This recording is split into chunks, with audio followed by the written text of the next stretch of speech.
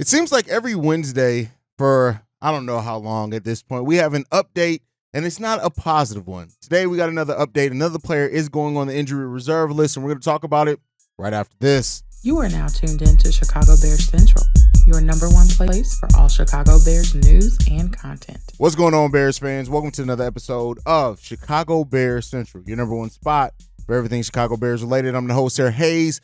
But more importantly, you guys can follow the channel at Chi Bears Central on every social media platform we happen to be on. With that being said, let's go ahead and get into the content. And like I said, unfortunately, it's not a positive update. I mean, I wish that it was one, but it's not. Braxton Jones is being placed on the IR. This means Braxton Jones is going to be out for a minimum of 4 weeks. And, the Bears are going to have to really look at, adding some depth to that offensive line. It was thought for a little while that, the Bears could kind of tread the water, right? But at this point now, you're looking at definitely J. Tyree Carter being a big part of the offensive line going forward, now that he already wasn't in those plans. But the Chicago Bears are going to have to continue to figure stuff out, right?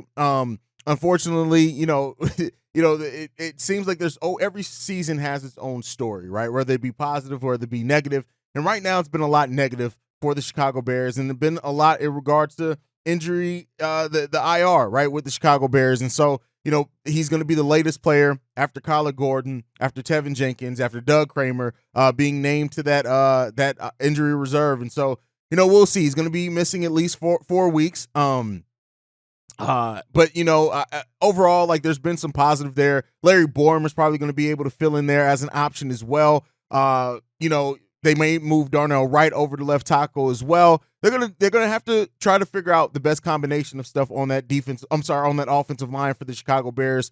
But it's just another thing that gets added to the list of just unfortunate events when it comes down to it. When it comes to the Chicago Bears and their season right now, on top of losing bad and looking bad, on top of losing like that, it's just been a comedy of errors when it comes to injuries as well. So, he's going to be out with a apparent neck injury. He's going to be missing at least 4 weeks. That's a nice chunk of the season. That means he's going to miss basically a fourth of the season, right? And for a team that is trying to get it together, a team that hasn't had a bunch of continuity on that offensive line, losing a player like Braxton Jones, even though he's brought his mistakes, right? He's had his issues, especially with penalties and things like that over the course of the season, the 2 games so far this season.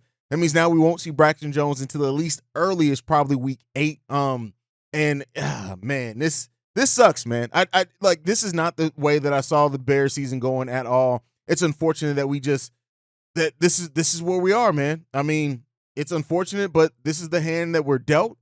This is where the Bears are right now. They're gonna have to figure it out, right? I know the next man up mentality has to be something that every football team has. Every football team deals with injuries over the course of the season. If everybody, is after coming off IR is able to really stay healthy the rest of the season, that's really good. But, ultimately it sucks for Braxton Jones. We also got updates on Alan Williams. It looks like Matt Eberflus, he was asked a question about Alan Williams and his absence, and he says, I don't have any update. So, we don't know what's going on with defensive coordinator Alan Williams. I know that he was out because of a personal issue. We don't know if it's performance related, but Matt Eberflus, it seems like right now heading into week 3, he's going to be doing that defensive play calling yet again with Alan Williams. There are also some rumblings, since we're doing an emergency update episode, just some rumblings that Deontay Foreman may be on the Browns radar as far as pursuing a trade to try to get him in there with Nick Chubb going down, and that injury to Nick Chubb just being so disgusting as it looks. But man, it's right now.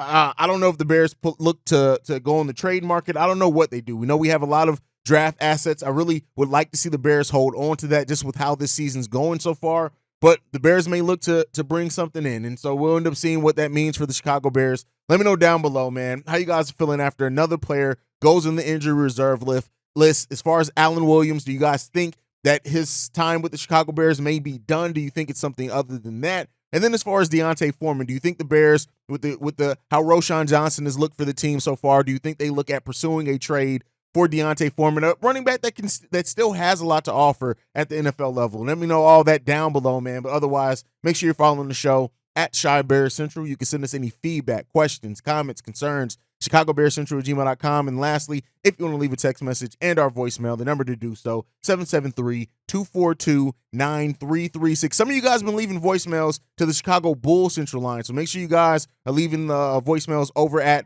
773-242-9336. We are the number one spot for everything Chicago Bears related. Like I like to end everything on, Chi-Town up, but bear down. Love you guys. Peace, y'all. This has been a presentation of the Break Media.